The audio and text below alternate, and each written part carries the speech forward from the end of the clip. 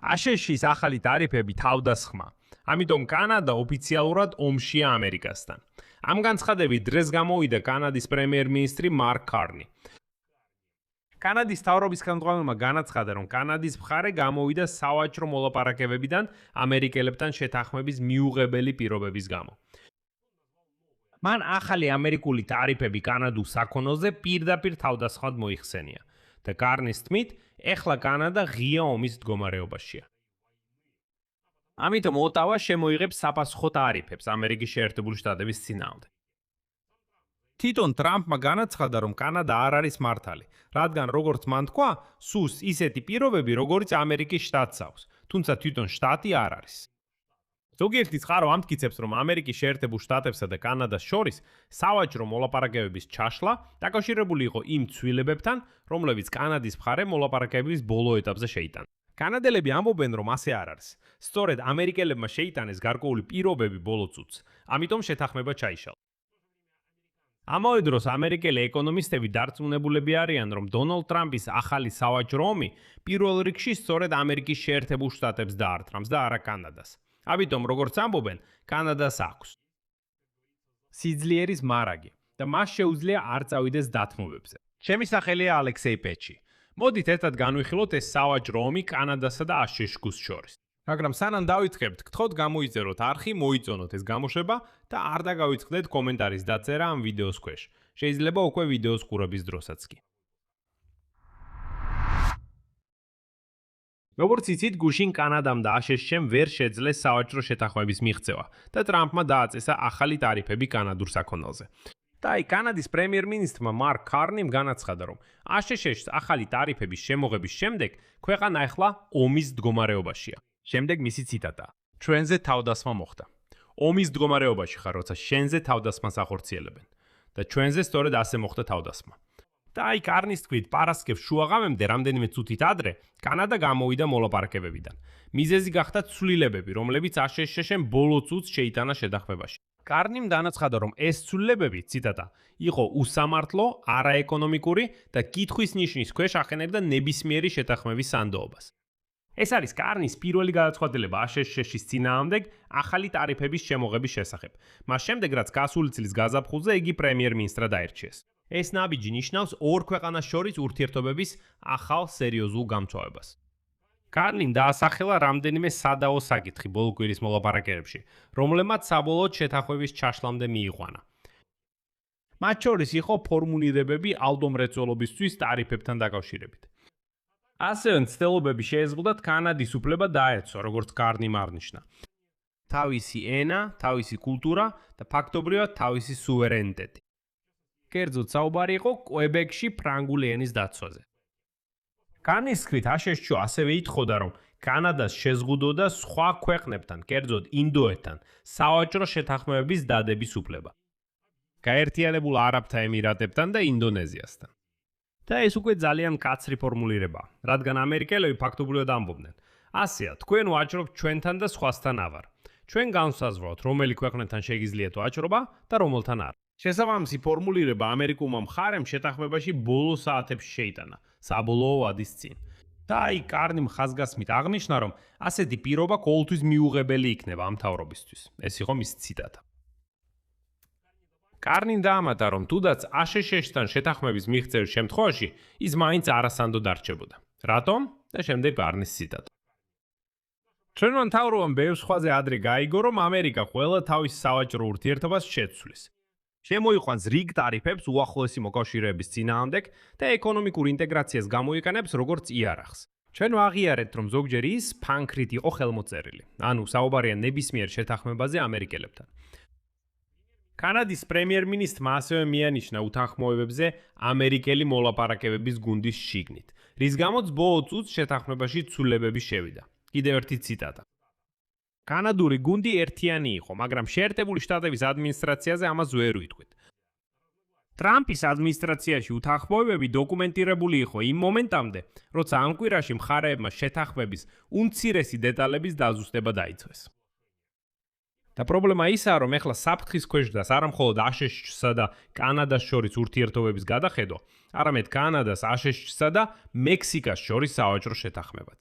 და აი მოლაპარაკებების ჩაშლის შემდეგ აშშ-მ დაადანაშაულა კანადა იმაში, რომ სწორედ კანადამ მიიყვანა ისინი ჩავარდნამდე. აშშ-ის სავაჭრო წარმომადგენელმა ჯეიმი სანგრირმა უკვე პარასკევს საღამოს სოციალურ ქსელებში განაცხადა, რომ ვაშინგტონი კანადას სთავაზობდა საუკეთესო პირობებს ყველა მსხვილ ექსპორტიორს შორის, რომლებიც ამერიკულ ბაზარზე გადიან.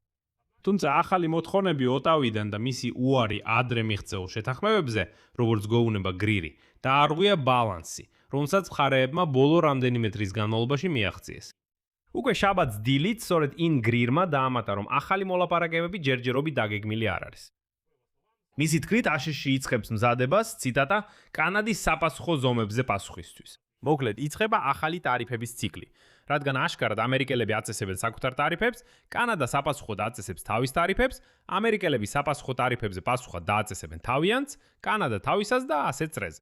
და New York Times-ი დღეს წერს, რომ მიუხედავად იმისა, რომ ტრამპის ტარიფები მხოლოდ კანადური საქონლის მცირე ნაწილს მოიცავს, შემდგომ შეიძლება სწრაფად გაიზარდოს. თუ კანადა მართლაც მიმართავს კონტრსაპასუხო ზომებს და ის მიმართავს, ხოლო ტრამპი საპასუხოდ იგივე გააკეთებს და ისაც ასე მოიქცევა, შედეგად შეიძლება წარმოიშვას ახალი შოკების მთელი სერია ამერიკის შეერთებული შტატების ეკონომიკისთვის იმ დროს, როდესაც ის უკვე მრავალი სირთულის წინაშე დგას.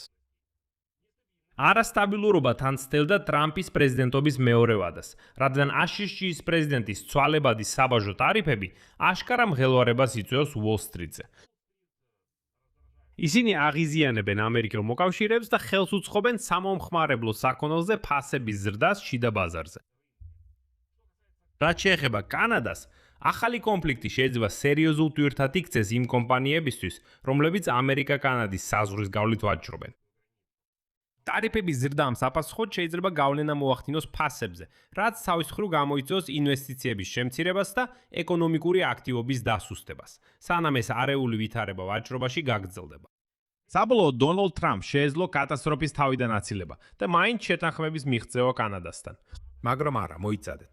მხარეები ეხლა უკვე მოლაპარაკებებსაც კი არ აწარმოებენ და ტრამპი ფიქრობს, რომ სწორად იქცევა, თითქოს და ზეწოლას მოახდეს კანადაზე და კანადა მაინც დათმობაზე წავა. ამერიკული ახალი ტარიფების პასუხად კანადა დათმობაზე არ მიდის და საერთოდ არაჩვენებს არანაირ განზრახვას დათმობაზე წასვლის. პრემიერ-მინისტრმა მარკ კარნიმ დაიმუქრა, რომ გამოაცხადებს საკუთარ საბაჟო ზომებს შეერთებული შტატების წინააღმდეგ, რომლებიც შეეხება ისეთ სექტორებს, როგორიცაა სოფლის მეურნეობა, მეტალურგია და ელექტრონიკა. აქ შეგახსენებთ დონალდ ტრამპის ახალი ტარიფები, რომლებიც 50%-ის დონეზეა დაწესებული, ვრცელდება კანადური ექსპორტზე შეერთებულ შტატებში, რომლის მოცულობა დაახლოებით 20 მილიარდი დოლარია. საქონლის სია ასობით პოზიციას მოიცავს, მათ შორის ჰოკეის ჯოხები, ავეჯი, ასევე კანადაში წარმოებული რძის პროდუქტები, რომლის იმპორტით შეიძლება ძალიან ძვირი გახდეს ამერიკელი მომხმარებლებისთვის. ურთიერთსაპასუხო ზომების ციკლი შეიძლება გაართულოს აშშ-ისთვის ინფლაციასთან ბრძოლა. ის კვლავ მნიშვნელოვნად აღემატება 2%-იან მიზნობრივ მაჩვენებელს, რომელზეც ფოკუსირებულია ფედერალური რეზერვი. მიუხედავად ტრამპის არგუმენტებისა, რომ მის ეკონომიკაში ყველაფერი სუპერ არის, ეკონომიკა მკვეთრად იზრდება. მაგალითად, ფასების ზრდამ ამ კვირაში აშშ-ის პრეზიდენტი აიძულა, იცით რა გაეკეთებინა? შეემსუბუქებინა საქონლის ხორცის იმპორტზე დაწესებული ტარიფები. იმიტომ რომ ფასები ძალიან გაიზარდა. ის ამბობს, კარგი, იყოს ასე. იცით ეს რას ნიშნავს? ეს იმას ნიშნავს, რომ მან აღიარა თავისი სავაჭრო პოლიტიკის შედეგი. ეს პოლიტიკა ამერიკელების ჯიბეებს დაარტყა. ამ YouTube არხზე კიდევ ერთი წლის წინ ჩვენ თქვენთან ერთად საუბრობდით და ვამბობდი, რომ ეს კონკრეტულად დაარტყამდა ჩვეულებრივ ამერიკელს, რომელიც მაღაზიაში მიდის. და დონალდ ტრამპი ამბობდა, არა, რას ამბობთ? არავითარ შემთხვევაში ტარიფებს გადაიხდის ის, ვინც იმპორტს ახორციელებს, არა მყიდველი. არა, რას ამბობთ? მაგრამ ეს სრული სისულელია. რა თქმა უნდა, ეს ყველაფერი შემდეგ ფასში აისახება და აი ამის მტკიცებულებაც. ანუ როცა ტრამპმა გაიგო, რომ საქონლის ხორცზე ფასები ზემოთ იწევს, ის ამასთან ვერაფერს აკეთებს. ამიტომ რას აკეთებს? ამცირებს ტარიფს. ტარიფის შემცირების შემდეგ საქონლის ხორცის ფასიც დაეცა. როგორ ფიქრობთ, ეს ყველაფერი ერთმანეთთან კავშირშია? ფიქრობ, დიახ. ეკონომიკური შიშები სულ უფრო ხშირად ვრცელდება ფინანსურ ბაზრებზეც. შეშფოთება ამერიკის შეერთებული შტატების ვალის ზრდის გამო, რომელიც ამ კვირაში 40 ტრილიონ დოლარს მიაღწია.